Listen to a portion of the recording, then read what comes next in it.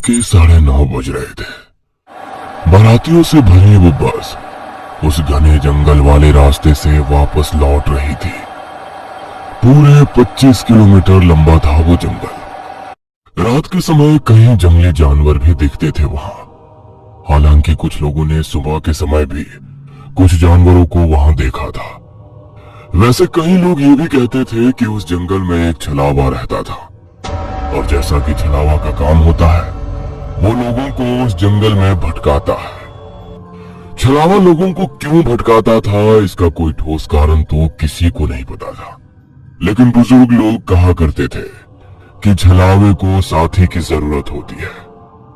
अगर उसके साथी नहीं हो तो वो कमजोर पड़ जाता है, उसकी शक्तियां कमजोर हो जाती हैं, और फिर शक्ति क्षीण होने के कारण छलावा एक दिन गायब हो जाता है। बहरहाल इन सब बातों के फिक्र किए बिना बस में बैठे सभी लोग अभी भी शादी की ही बातें कर रहे थे। राघवेंद्र सिंह और प्रिया की शादी ही थी ऐसी।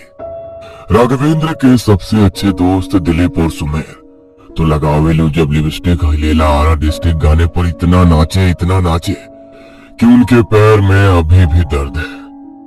प्रिया के घर वालों ने खाने की व्यवस्था भी जबरदस्त कर रखी थी। पूरे 51 तरह के पकवान बने थे। उन पकवानों के बारे में सोच सोच कर मोहन चाचा और पारस चाचा के मुंह में अभी भी पानी आ रहा था। पारस भाई, इतना लजीज मटन तो हमने आज तक नहीं खाया। और वो क्या था जी, गोल गोल? अरे कौन सा गोल गोल? अरे वो चिकन से जो बना था, क्या नाम था उसका? अरे कुछ चूर चूर बोल रहे थे सब। Chicken Manchurian. हाँ पारस भाई, पहले तो हम उसे छू नहीं रहे थे, लेकिन जब उसे खाया तो 3 प्लेट खा गया। वैसे मोहन भाई, सच कहूँ तो ज्यादा खाने के कारण पेट थोड़ा दुख रहा है। और तुम्हारे पास हाजमोला है क्या? तुम्हारा यही है मोहन, फ्री का कुछ मिलता नहीं है कि तुम पेट से बाहर खा लेते हो। रुको, देते हैं तुमको हम हाजमोला। पारस चाचा मोहन चाचा को हाजमोला दे ही रहे थे, तभी पासवान चाचा ने जोर से कहा, अरे भाई थोड़ा सा रोकना, जोर से पेशाब आ रहा है। उनकी बात को सुनकर मोहन चाचा ने झुंझलाकर कहा, अरे पासवान भाई, इस खौफनाक जंगल में इस तरह बस रोकना ठीक नहीं है। अरे थोड़ी देर सब्र कर लो। अरे हमसे ना होगा सब्र, आधे घंटे से सब्र कर रहे हैं। तुमको पता है ना हमको डायबिटीज है, हमको जल्दी जल्दी पेशाब जाना होता है। हाँ पता है, 20 रसगुल्ला खा गए अकेले और कह रहे हैं कि डायबिटीज है। अरे तुम हमारा रसगुल्ला गिन रहे थे? बड़े फालतू टाइप के आदमी हो तुम। अरे बस रोको ना भाई, नहीं तो हम धोती में मूत देंगे। हाँ। पासवान चाचा की इस बात को सुनकर बस ड्राइवर नंदलाल ने तुरंत ही बस रोक दी। पासवान चाचा उतरे और फिर चल दिए हल्का होने। अब हल्का होने का ऐसा है कि एक आदमी जाता है, उसे देखकर दूसरे को भी लग जाती है। इसलिए देखा देखी बारातियों से 4-5 लोग और उतर गए। सब उतर रहे थे, तभी राघवेंद्र के दोस्त ने जोर से कहा, आप लोग भी ना गजब करते हैं। बच्चा है क्या आप लोग? अरे पता है ना जंगल कितना खतरनाक है, छलावा रहता है यहाँ। अरे तो क्या करे, मुंहते नहीं बुड़बक, चलो बैठो, हम खुदे बहुत बड़ा छलावा है, बूझे। ये कहकर शर्मा चाचा भी हल्का होने के लिए उतर गए। दूसरी ओर राघवेंद्र और प्रिया भी बस के पीछे अपनी कार से आ रहे थे। दूल्हे और दुल्हन के लिबास में दोनों बहुत ही सुंदर लग रहे थे। दोनों बहुत ही खुश थे। कॉलेज का प्यार शादी में जो बदल गया था। हालांकि शादी के लिए बहुत सारे पापड़ बेलने पड़े थे उन्हें। इस शादी में कई सारी अड़चनें भी आई थी। सबसे बड़ी अड़चन तो ये थी कि दोनों का अलग अलग जाति का होना। अब ऐसा है कि इंसान चांद पर पहुंच गया, लेकिन जात बिरादरी की दीवार तोड़ना चांद पर पहुंचने से भी ज्यादा मुश्किल अब भी है। लेकिन आखिरकार मोहब्बत ने सारी अड़चनों को ठिकाने लगा दिया। सब कुछ एकदम सपने जैसा लग रहा है ना राघवेंद्र? सपना जैसा नहीं, सपना सच होने का जैसा। साला कितना टेंशन आया हमरे प्यार की राह में, लेकिन देखो अब तुम हमारी बीवी बन गई हो। हम बहुत खुश है राघवेंद्र। एक समय तो हमको लगा था कि ब्याह नहीं हो पाएगा। अरे ऐसे कैसे नहीं हो पाता। वैसे भी अगर घर वाले नहीं करते ब्याह तो भागना तो तय था ना हमारा। राघवेंद्र और प्रिया कार में बतियाते हुए उस जंगल से गुजर रहे थे। तभी उनकी नजर रोड किनारे खड़ी बस पर गई। बस के पीछे बड़ा सा स्टिकर चिपका हुआ था, राघवेंद्र संग प्रिया। ये उनकी बारात की ही बस थी। अरे ये तो अपनी ही बस है, खराब हो गई क्या? इस तरह जंगल में काहे खड़ी हो गई? अब हमको क्या पता, हमका भगवान जी है, कार रोको तब ना पता चलेगा। राघवेंद्र ने बस के पास अपनी कार रोकी। उसके दोस्तों ने जब उसे देखा तो, वाह बेटा, सही जा रहे हो। अरे हम लोगों को बिठा दिया इन बूढ़ों के साथ बस में और खुद भाभी के साथ मजे में जा रहे हो। अबे दिलीप, फालतू का इल्जाम मत लगा। हाँ, तुझे और सुमेर को कितनी बार बोला था साथ चलने के लिए, लेकिन तुम लोग ही तो जिद पर अड़े थे। और दिलवाले दुल्हनिया ले जाएंगे कि अमरीश पुरी की तरह कह रहे थे। जा ले जा अपनी जिंदगी। राघवेंद्र की बात पर सुमेर और दिलीप खिलखिला पड़े। अच्छा भाई, तुम लोगों को कितनी बार बोला था बीच जंगल में बस नहीं रोकने के लिए, लेकिन तुम लोगों ने रोक ही दिया। अबे हमने नहीं रोकी बस, वो पासवान चाचा को जोर का सूसू आ रहा था। तभी पासवान चाचा भी वहां आ गए। उन्हें देखकर सुमेर ने अपना मुंह बना लिया। बहरहाल पासवान चाचा के साथ सभी लोग बस में चढ़ गए। बस एक बार फिर से चलने के लिए तैयार हो गई। राघवेंद्र ने भी अपनी कार स्टार्ट की, लेकिन बार बार की कोशिश के बावजूद उसकी कार स्टार्ट नहीं हुई। राघवेंद्र के दोस्तों ने कार में धक्का भी लगाया, लेकिन कार टस से लॉस नहीं हुई। आखिरकार ये तय हुआ कि राघवेंद्र भी प्रिया के साथ अब बारात वाली बस में ही जाएगा। बस ने फिर से रफ्तार पकड़ ली और राघवेंद्र के घर की ओर जाने लगी। रात जैसे जैसे आगे बढ़ रही थी, जंगल अब और भी खतरनाक लग रहा था। घड़ी की सुई ने अब 12 बजा दिए थे। आधे से अधिक लोग सो गए थे। जिन्हें नींद नहीं आई थी वो भी सोने की कोशिश कर रहे थे। लेकिन तभी बस के आगे एक ऐसा नजारा दिखा जिसे देखकर ड्राइवर नंदलाल के हाथ पांव फूल गए। उन्होंने अचानक से ब्रेक लगाया। ब्रेक लगाने से सभी की नींद खुल गई। पासवान चाचा चिल्लाते हुए बोले, अरे नंदलाल पगला गए हो क्या? ऐसे कौन बस चलाता है? लेकिन नंदलाल चाचा पासवान चाचा की बातों को अनसुना करके सामने रोड की ओर देख रहे थे। और रोड पर उन्होंने जो देखा उसे देखकर वो लगभग चिल्ला पड़े। उनके चिल्लाने की आवाज सुनकर सभी डर गए। उन्हें लगा कि नंदलाल चाचा ने किसी जानवर को मार डाला है। अरे क्या हुआ चाचा, कोई जानवर को धक्का मार दिए क्या? नंदलाल ने राघवेंद्र को पीछे घूमकर देखा और फिर वो सड़क की ओर देखने लगा। अरे क्या हुआ चाचा, क्या है सामने? इस तरह आपको सांप क्यों सूंघ गया? राघवेंद्र की बातों को सुनकर सभी लोग आगे की ओर देखने लगे और उन्होंने जो देखा उसे देखकर सभी का दिमाग सन्न रह गया। आगे राघवेंद्र खुद अपनी पत्नी प्रिया के साथ अपनी कार के पास खड़ा था और हाथ के इशारे से बस को रोकने के लिए कह रहा था, अरे बेटा राघवेंद्र, तुम और बहुरिया यहाँ हो तो फिर आगे कौन है? सभी लोग शॉक्ड से उन्हें देख रहे थे। तभी सड़क पर खड़ा राघवेंद्र नंदलाल के पास आया। क्या हुआ चाचा, ऐसे काहे घूर रहे हैं? अरे देखिए ना, हमारी कार खराब हो गई है। हम लोग आप ही का इंतजार कर रहे थे। हम लोग कार यहीं छोड़ देते हैं और आपके साथ बस में चलते हैं।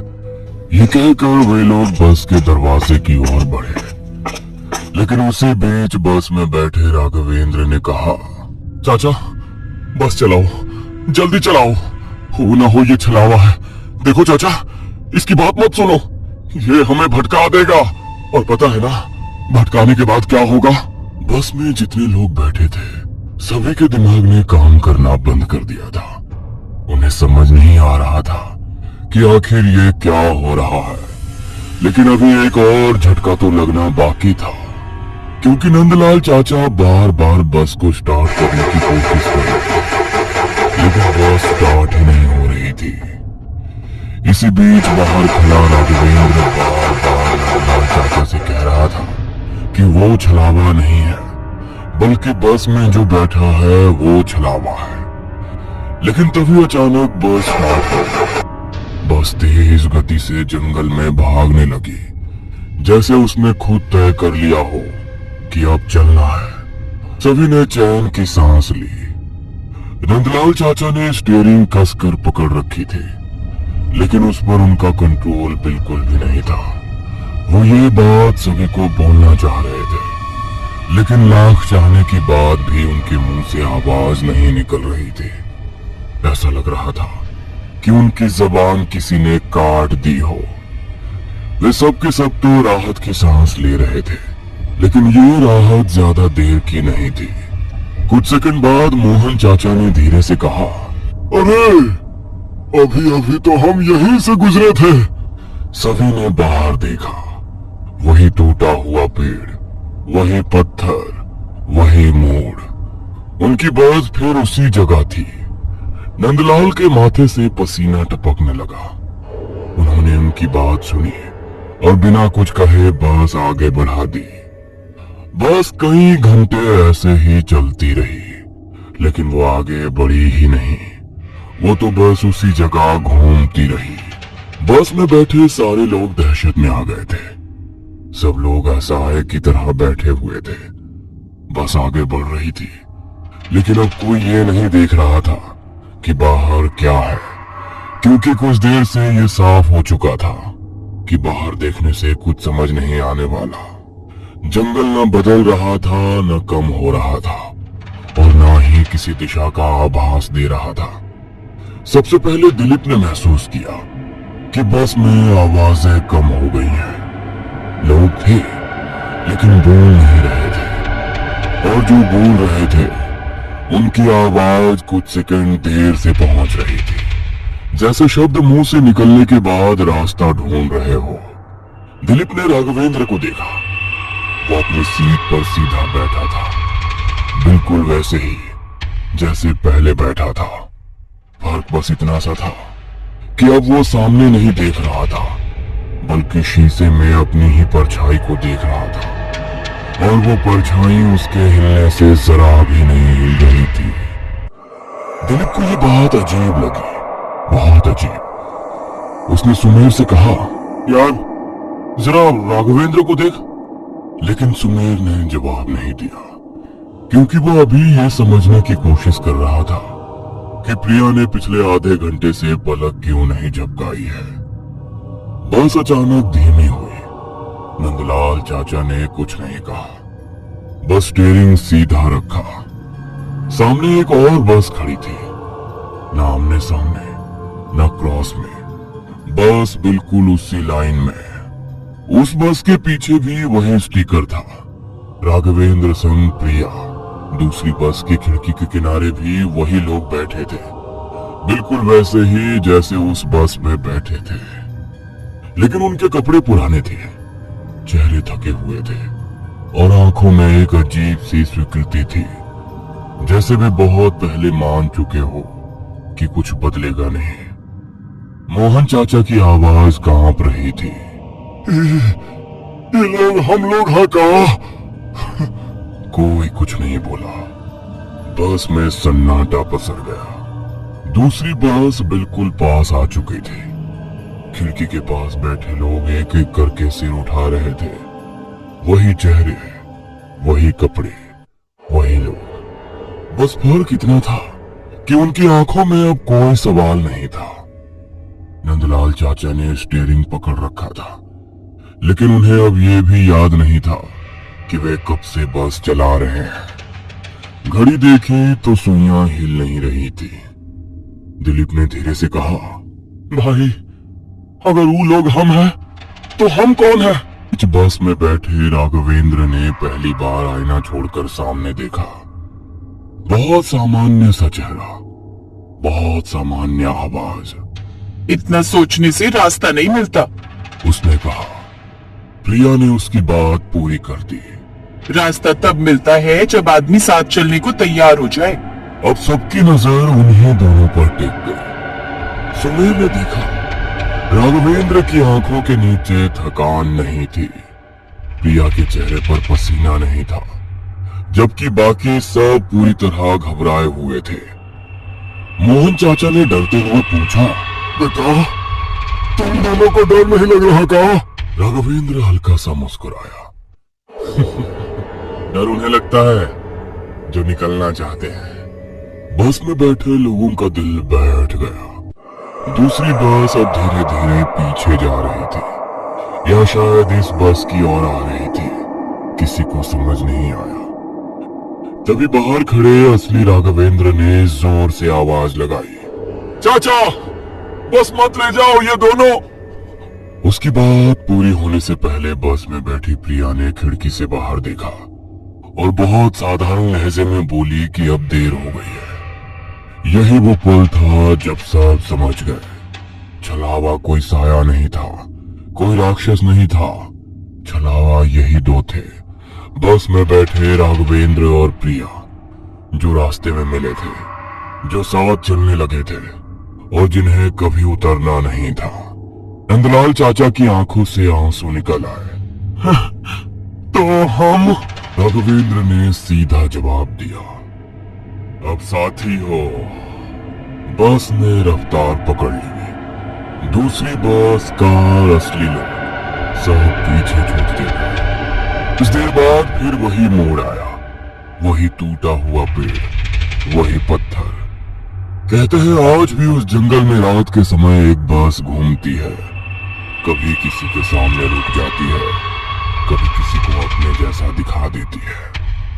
और अगर बस में एक दूल्हा दुल्हन बहुत शांत बैठे दिखे तो समझ लेना छलावा मिल चुका है, क्योंकि छलावा मारता नहीं है, वो साथ बैठ जाता है और आपको दोस्त बना लेता है, और फिर रास्ता कभी खत्म नहीं होता।